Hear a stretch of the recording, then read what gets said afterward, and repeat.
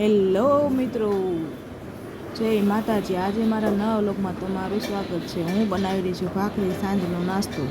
શંકર ઓફિસથી આવી રહ્યા છે તો એને ફોન કરીને કીધું ચાલ મારા માટે ભાખરી બનાવ। તો હું ભાખરીની ચા બનાવું છું। ભાખરીનો લોટ રેડી થઈ ગયો છે। હવે કરવા માંડી છું તેના પેડા કરીને જો હવે ભાખરી વણવા માંડી છું। એકદમ મસ્ત કડક કડક ચા એ ખવાય તેવી ભાખરી વણાઈ ગઈ છે। હવે તેને શેકવાની તૈયારી કરું છું। કેને ભાખરી ભાવે તે કોમેન્ટ કરજો, લાઈક કરજો અને ચેનલને સબસ્ક્રાઈબ કરજો।